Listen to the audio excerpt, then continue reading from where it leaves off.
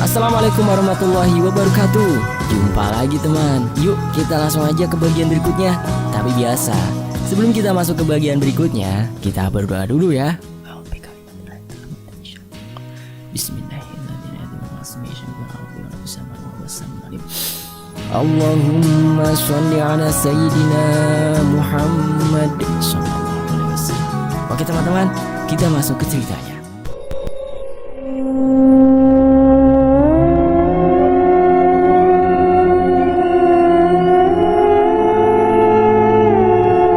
Setelah berjalan beberapa lama, Zoya menarik tanganku ke bawah, mengajak aku untuk merunduk di sebuah semak-semak.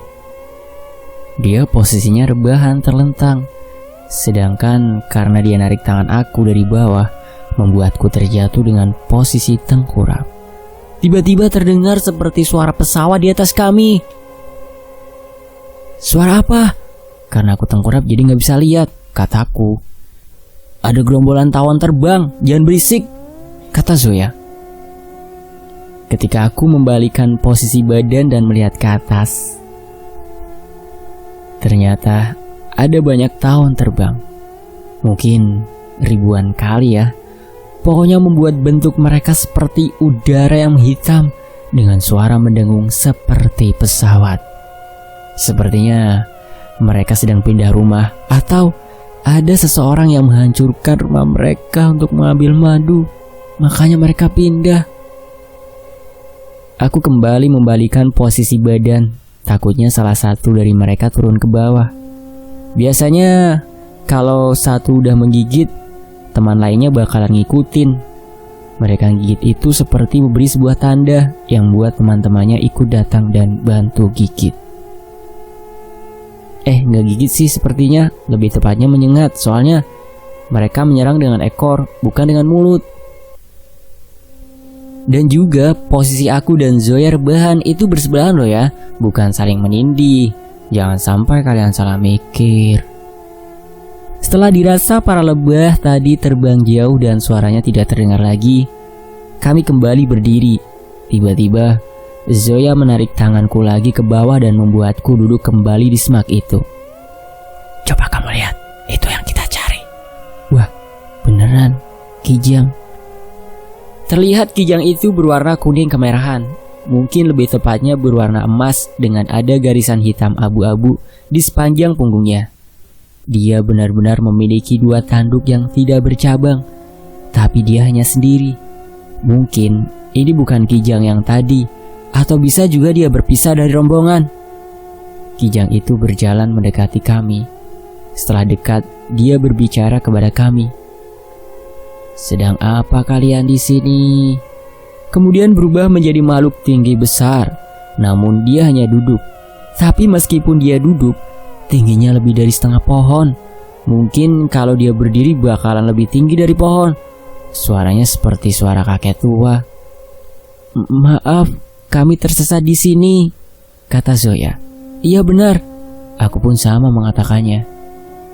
Iya, aku tahu kalian tersesat dan kalian sempat diculik dan hampir jadi persembahan Antang Sari Duja. Tapi bukan itu yang aku tanyakan. Yang aku tanyakan, kenapa kalian mengikutiku? Kami mengikuti karena yakin bahwa Pian bukanlah kijang biasa. Ya, Pian adalah sebutan kata kamu untuk orang yang dihormati dalam bahasa Banjar. Mungkin sejenis kata sampean atau panjenengan dalam bahasa Jawa. Kalau bahasa Sunda anjen gitu ya. Oke, kita lanjut. Ya, aku tahu kami bisa melihatku, kata jin kakek itu yang berwujud kijang.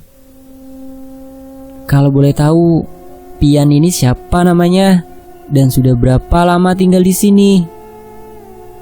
Aku Nirvada. Aku tinggal di sini lama sebelum kerajaan negara Dipa didirikan. Kerajaan negara Dipa adalah kerajaan Pangeran Suryanata dan Putri Junjung Buwih. Aku berpindah-pindah tempat hingga berada di sini. Berarti pian ini sudah lumayan tua. Kira-kira 1000 tahun ada? Aku bahkan sudah lupa berapa tahun umurku. Ratusan ribu tahun ada. Aku hidup jauh sebelum Adam diciptakan. Aku hidup semasa Azazil belum dinaikkan ke langit. Azazil yang iblis itu? Kataku. Benar. Dahulu kala dia seorang jin yang sangat taat dalam beribadah, sehingga Allah menaikkan dia ke langit. Setiap langit dia diberi gelar yang berbeda, hingga sampai di langit ke-7. Ia pernah menjadi pemimpin malaikat dan menjadi maha guru yang membimbing malaikat dalam urusan beribadah. Hanya saja, ketika diciptakan Adam, dia menjadi angkuh dan merasa tidak sepatutnya hormat kepada makhluk baru itu. Allah melaknat dia dan diberi julukan iblis dan merubah bentuknya menjadi menjijikan. Padahal ketika dulu dia memiliki bentuk yang cemerlang dan sangat indah dipandang serta memiliki 4 sayap.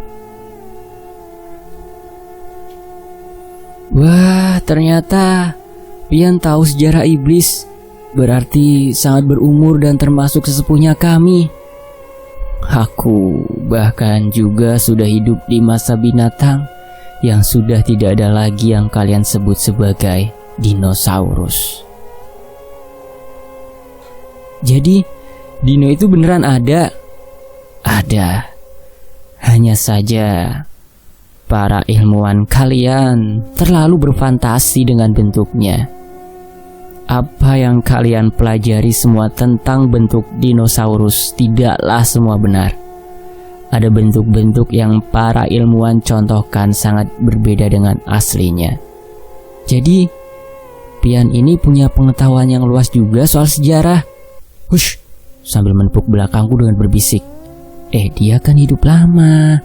Jadi wajar kalau tahu tentang apa yang kita pelajari selama ini di sekolah. Bagi jin, itu bukan hal yang aneh dan sulit dilakukan. Iya ya, lupa aku. Kemudian aku kembali menyambung pertanyaan. Tadi pian menyebutkan nama Antang Sariduja. Dia siapa?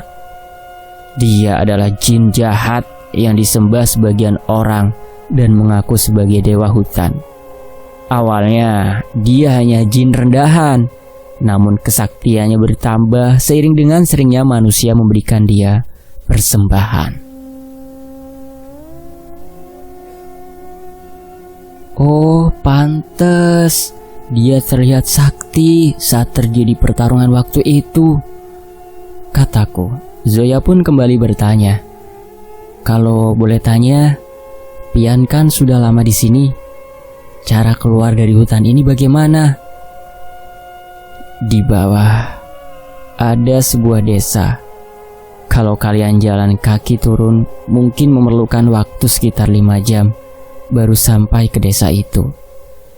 Kalau begitu, terima kasih sudah bersedia berbagi cerita dengan kami dan menunjukkan jalan pulang untuk kami. Sama-sama. Dia lalu berubah kembali menjadi seekor kijang dan berjalan menjauh dari kami. Kami pun juga kembali ke tempat tumpukan buah tadi. Tak lama, yang lain juga datang dan menanyakan, apakah ada yang ketemu kijang tadi?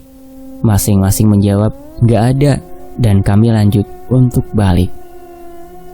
Para cewek yang nunggu di rumah terlihat senang karena kami membawa buah yang lumayan. Hanya saja, Lia dan Ayu tidak terlihat di situ. Ketika aku menanyakan keberadaan mereka, Hani bilang bahwa mereka sedang ambil air. Tidak berapa lama, terlihat mereka berdua sedang berjalan. Namun ada yang aneh, bahkan lucu untuk dilihat. Terlihat muka Lia bentol-bentol seperti bekas pakai krim wajah yang ada merkurinya. Ya, ketika dia sudah dekat, kami tidak bisa menahan ketawa karena melihat wajah Lia. Dia berkata, kalian kok jahat sih ketawain aku? Iya nih, teman kena musibah gini bukannya prihatin malah diketawain. Ayu pun berkata demikian. Emangnya wajah kamu itu kenapa? Fitri bertanya. Kena sangat lebah. Dia ketawa terbahak-bahak nih si Fitri sampai batuk-batuk. Kamu ini Fit, jahat kata Lia. Iya maaf. Lagian gimana bisa sih ceritanya ada tawon, kata Fitri. Kami tadi juga hampir disengat. Ada segerombolan lebah lewat di atas kami.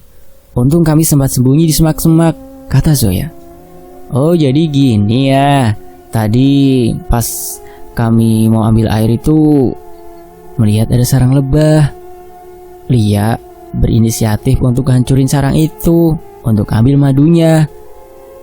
Emangnya bisa, kataku. Setauku lebah itu tinggi loh sarangnya. Ya emang tinggi, tapi kami punya banyak akal. Plastik yang tadinya buat ambil air, sambil melihatkan plastik di tangannya dan ada sesuatu di dalamnya, kami isi dengan tanah dan bebatuan yang ada di pinggir sungai. Lalu kami panjat pohon yang ada di sebelahnya. Kami lempari sarang lebahnya. Awalnya aman aja, sampai ketika sarangnya sobek dan terjatuh, lebahnya jadi berterbangan ke sana kemari. Ada beberapa yang menuju ke arah kami. Kami langsung turun.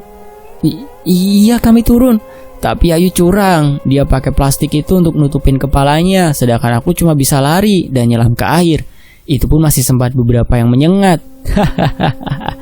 Kalian emang cewek petualang, Tarzan wanita dari Banjarbaru. Terus apaan tuh yang di plastik? Ini sarang lebah, kata Ayu. Riko pun berkata lagi, buat apaan kalian bawa itu? Buat kenang-kenangan.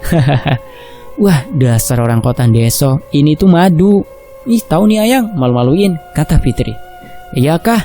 Coba lihat, kata Riko. Kami kemudian saling mencicipi madu itu, dan rasanya enak banget ya. Baru kali itu merasakan gimana rasanya madu asli dari sarangnya.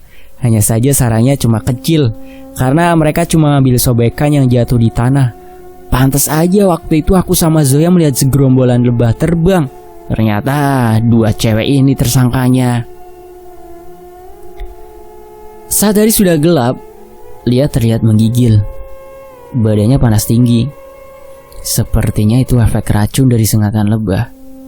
Saat itu kami gak tahu mau ngasih dia obat apa. Fitri kemudian memeriksa persediaan obat-obatan dan dia mengambilkan Paramex dan diminumkan ke Lia. Riko berkata, kok ngasih Paramex Yang? Kan itu buat sakit kepala. Udahlah diam aja deh, wanita itu lebih tahu apa yang wanita butuhkan. Lagian kan di stok obat-obatan cuma Paramex yang masih banyak, jadi kasih ini aja, kata Fitri. Dalam hatiku ini, orang cantik-cantik tapi gak banyak mikir, kataku. Tapi kalau obatnya gak tepat, gak bakalan sembuh, kata Riko. Fitri pun berkata lagi, gini Yang, misal aku kasih obat yang lain, misal paracetamol, itu cuma sisa 3 biji. Bagaimana kalau 3 kali makan dia belum sembuh? Harus ganti obat yang lain. Ya kan gak bagus obat dicampur-campur. Sedangkan Paramex masih ada 16 biji, cukup untuk 5 hari, gak perlu ganti obat lain. Bener juga ya. Emang ayangku paling pintar. Gak salah aku cinta mati sama kamu. Mending kamu ambil air dulu ke sungai Riko. Pakai plastik yang ada madunya tadi. Jangan lupa dicuci dulu di sungai nanti. Aku gak tahu di mana sungainya. Gimana kalau suruh Ayu aja? Dia kan tadi siang ke sungai. Masa tega biarin cewek sendiri ambil air malam gini? Kamu temenin dia, tapi harus sama yang lain. Aku gak mau kamu berduaan sama dia. Sama aku aja bertiga. Aku sekalian mau cuci muka juga, kataku.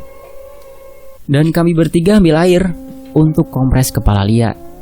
Setelah kembali dari ambil air, kami memasak air itu dengan sebuah panci kecil yang mereka bawa di dalam tas.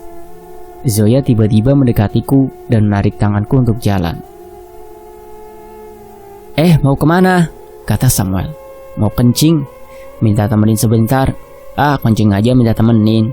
Paling juga minta pegangin anunya. Hahaha, kata Adnan. Berisik kalian. Setelah agak jauhan dari mereka, Zoya berhenti dan berkata, kamu ingat gak? Kata Jin Kijang siang tadi bilang bahwa di bawah ada perkampungan. Iya, ingat. Katanya sekitar 5 jam perjalanan. Dia ada nyebutin jalan menuju desa itu gak? Astagfirullah, iya juga ya. Kayaknya nggak ada deh. Dan aku juga lupa harusnya kita tanya jalannya di mana. Ah, parah nih. Aku padahal sudah senang siang tadi karena ada bayangan kita bakalan selamat. Kalau gini sih kita bisa nyasar lagi. Aku punya ide. Bagaimana kalau kita panjat pohon? Siapa tahu bisa melihat dari atas. Soalnya malam bakalan kelihatan ada cahaya dari lampu di desa. Jadi kita tahu di mana desa itu. Benar juga. Ayo kita pulang. Suruh Samuel aja untuk naik. Dia jago soal manjat pohon, kata Zoya. Kami kemudian kembali ke teman-teman dan minta untuk Adnan dan Samuel untuk ikut kami cari pohon yang tinggi. Sedangkan Riko, dia tetap di sana untuk jagain para cewek. Lumayan susah sih nyari pohon besar yang enak untuk dinaikin. Rata-rata pohon yang besar di situ dahannya mulus. Jauh ke atas baru ada cabangnya, jadi susah untuk dinaikin. Sampai di sebuah pohon yang tidak terlalu besar, namun terlihat lumayan tinggi dan berdaun lebat. Jaraknya lumayan jauh sudah dari rumah, bahkan sudah keluar dari pagar gaib yang dibikin Zoya. Samuel naik ke atas,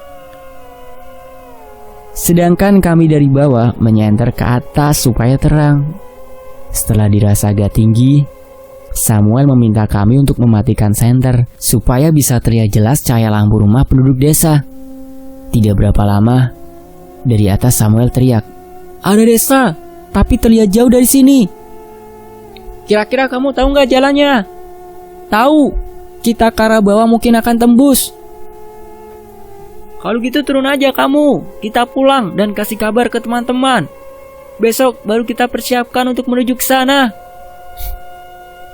Sekitar tidak sampai 5 menit setelah itu, terdengar suara teriakan Samuel. "Pocong!" Dan Samuel terjatuh ke tanah dari atas pohon. Kenapa Sam? Ada pocong di atas. Ayo lari, kata Samuel. Dan pas kami melihat ke atas, terlihat di salah satu cabang pohon berdiri sesosok pocong bermata merah. Kami langsung lari tanpa pikir panjang.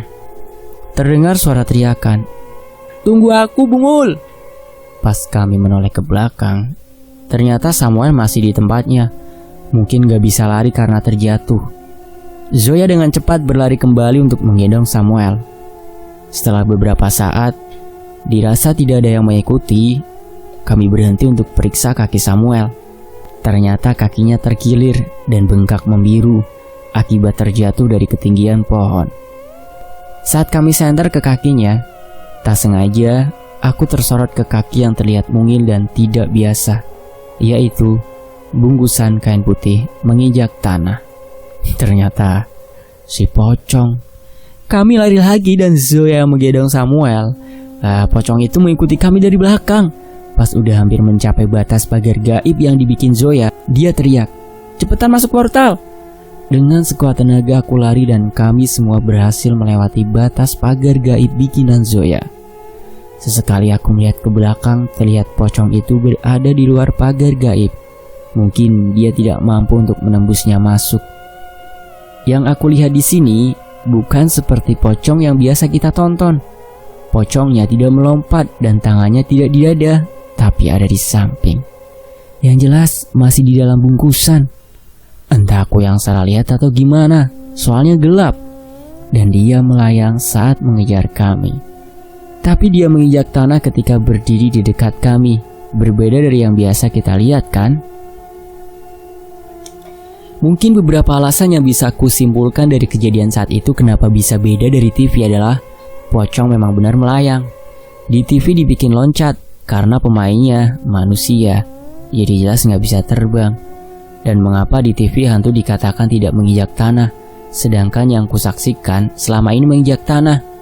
Ya karena di TV itu kan ingin membuat kesan horor. Jika hantunya menginjak tanah, maka kesan horornya kurang, sebab tidak ada perbedaan antara manusia dan hantu. Dan jika pun ada yang pernah melihat pocong melompat di acara cari hantu di YouTube, boleh jadi itu cuma hantu settingan. Kata Zoya itu settingan teman-teman. Atau bisa juga memang hantu asli, hanya saja dia sudah membaur dengan masyarakat Jadi dia mengikuti tren hantu pocong zaman sekarang, yaitu bergerak dengan cara melompat. Soalnya kita tahu bahwa hantu itu adalah jin, dan jin berada di sekitar manusia. Ketika dia tahu masyarakat sering nonton TV dan lebih takut dengan pocong yang melompat, jadi otomatis apa salahnya dia menakuti manusia dengan cara melompat. Satu hal lagi ya teman-teman, sesuatu yang perlu aku sampaikan dengan kalian.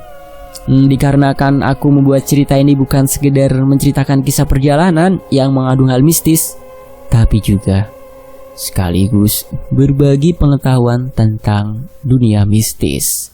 Bahwasanya tidak ada roh orang mati jadi hantu. Ingat itu ya. Mau dia penjahat, orang baik, yang tersakiti ya, orang yang bunuh diri atau dibunuh atau macam-macam ya, itu gak ada yang mati jadi hantu. Jadi seberapapun tenarnya dia di TV dan YouTube, seberapa saktinya pun dia, kalau di acara dia mengatakan hantu itu adalah roh si orang mati, maka Zian katakan dia goblok. Kenapa Zian bilang demikian? Ya karena orang mati sudah punya alamnya sendiri. Dia tidak akan bisa gentayangan. Hanya orang yang sudah mati maknawi ketika hidupnya yang akan bisa hidup di ketika dia matinya. Dikarenakan kisah ini aku membahas kisah dan petualangan mistis, jadi aku tidak akan membahas apa itu mati ketika hidup dan hidup ketika mati. Jangan bingung ya teman-teman ya. Intinya gak ada manusia jadi hantu. Jadi jika ada yang di sebuah tayangan mewawancarai mediator dan dia ngaku hantu si Anu, hanya ada dua kemungkinan. Pertama, itu cuma cara settingan aja. Kedua, dia goblok sebab bisa ditipu jin. Segala makhluk mistis, baik itu hantu atau lelembut atau siluman atau segala hal yang bukan manusia dan malaikat, maka dia adalah jin.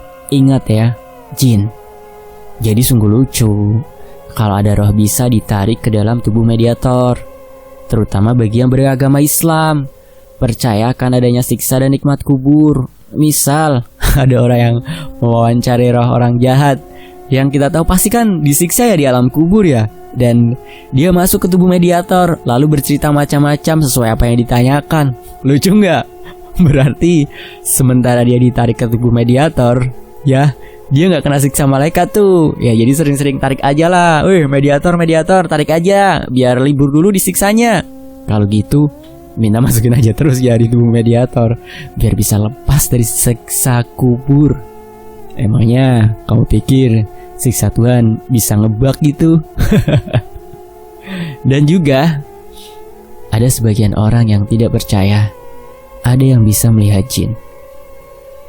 Mereka hanya percaya jin bisa dilihat oleh para nabi, karena mereka bersandar pada perkataan Imam Syafi'i yang mengatakan bahwa jin hanya bisa dilihat oleh para nabi.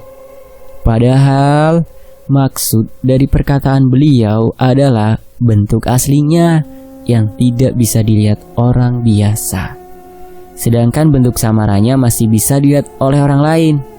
Jadi bagaimanapun bentuk jin yang kita lihat, tetaplah itu bukan bentuk aslinya, sebab memang tidak ada yang mampu melihat bentuk asli dari jin kecuali para nabi. Mungkin mereka tidak percaya orang biasa seperti kita bisa melihat jin, namun jauh sebelum kita, ada seorang ulama besar di zamannya, Imam Sya'rani, pernah didatangi jin dalam bentuk seekor anjing membawa beberapa pertanyaan masalah agama kepada beliau. Dari kumpulan pertanyaan dan jawaban itu dibuat sebuah kitab yang dinamakan Kashful Hujub. Ini membuktikan bahwa selain Nabi juga bisa melihat jin. Kitabnya namanya Kashful Hujub ya teman-teman, barangkali ada yang mau cari. Dan ada sebagian orang yang beranggapan jin itu berbahaya seperti ulat bulu, gak bisa tersentuh manusia, maka dia akan menyakiti manusia. Makanya sampai ada sebuah ibarat yang mengatakan, sebaik-baik jin sama seperti seburuk-buruk manusia. Padahal tidak demikian teman-teman. Di zaman sekarang banyak manusia lebih hina dari binatang, dan jin lebih alim dari manusia. Beda halnya di masa sebelum manusia. Waktu itu jin membuat kerusakan di muka bumi. Lalu Allah ingin menciptakan makhluk baru yang dinamakan manusia. para jin tadi dimusnahkan, namun sebagian mereka melarikan diri di lapisan bawah bumi. Saat Nabi Adam alaihissalam turun ke bumi, beliau dan keturunannya masih murni menyembah Allah dan belum membuat kerusakan di bumi. Saat itulah masa di mana sebaik-baik jin tidak bisa menandingi seburuk-buruk manusia. Tapi kalau zaman sekarang udah beda keadaannya. Buset, kepanjangan ya ini ya. Balik ke cerita aja nih. Oke, kita lanjut. Kami langsung lari ke dalam rumah untuk mengobati kaki Samuel yang terkilir, dan sengaja kami rahasiakan tentang adanya pocong tadi supaya tidak menimbulkan ketakutan dan keresahan. Riko bertanya, "Kenapa kakimu, Sam?" "Tadi dia naik pohon untuk mencari desa di sekitar sini, terjatuh karena salah injak." "Oh, ketemu? Ada di bawah. Besok pagi kita mulai turun ya," kata Samuel. Aku dan Zoya keluar untuk berjaga, sedangkan yang lain kami suruh masuk. Takutnya pocong tadi datang kembali. Terlihat Zoya sedang fokus olah pernafasan dan memusatkan energi. Sepertinya dia sedang memperkuat pertahanan pagar gaibnya. Nah, mungkin kalian bertanya, kalau hantu itu tidak ada, yang ada hanya jin yang menyamar, lalu kenapa kami lari? Maka aku pun akan bertanya balik. Kalian, ketika ketemu teman kalian yang sesama manusia, maka kan biasa saja. Tapi, ketika ketemu begal, kenapa lari? Kan sama-sama manusia. Teman kalian manusia, orang tua kalian manusia, dan begal juga manusia. Punya hati, punya rasa. Jangan samakan dengan pisau belati. Aduh, kok malah nyanyi sih. Kalau kalian jawab karena begal menakutkan, begal berbahaya, begal menyeramkan, dan hal-hal negatif lainnya, maka jawabanku pun sama. Malam itu, aku dan Zoya hanya tidur sebentar karena banyak begadang. Namun, ada yang aneh dengan keadaan sekitar kami. Ada beberapa kodok yang mendekat ke api. Sepertinya dia suka cahaya, atau memang sedang ingin menghangatkan badan. Bentuk kodok itu tidak lazim. Warnanya agak coklat, malah seperti batang kayu, dan kepalanya memiliki tanduk di dekat alis matanya. Aku kira itu adalah samaran jin, tapi bukan. Emang kodok asli. Mungkin dia adalah binatang langka, asli produksi kawasan Meratus. Seandainya rumahku dekat, mungkin aku bawa satu untuk aku pamerin sama teman-teman di rumah. Keesokan harinya, kami bersiap untuk melanjutkan perjalanan. Namun sebelum itu, kami makan dulu. Ya, hanya makan buah-buahan yang kami dapat di hutan dan membakar singkong. Sedangkan untuk Denny yang kena tusuk, Lia yang kena sengat lebah, dan Sammy yang kakinya terkilir, mereka kami rebuskan mie saja. Aku membakar biji jambu mete dan mereka suka. Awalnya mereka bilang aku kurang kerjaan karena membakar biji jambu itu. Tapi setelah bijinya mulai terbakar dan mengeluarkan getah berbentuk seperti minyak, bau pun menyebar mengikuti asap yang menciumnya langsung bikin penasaran bagaimana rasanya. Ketika mereka merasakan sensasinya, jambu yang tersisa itu dipreteli bijinya dan dibakar semua. Untuk kalian yang belum pernah coba deh sekali-sekali dibakar atau bisa juga digoreng. Wah, rasanya lebih enak dari kacang tanah yang digoreng. Pagi itu kami harus mencari cara bagaimana untuk bisa membawa mereka bertiga yang sedang sakit untuk turun ke bawah menuju desa terdekat. Ketika matahari sudah mulai menerangi pepohonan, kami berkeliling di sekitar. Siapa tahu ada jalan tembus untuk menuju desa di bawah itu.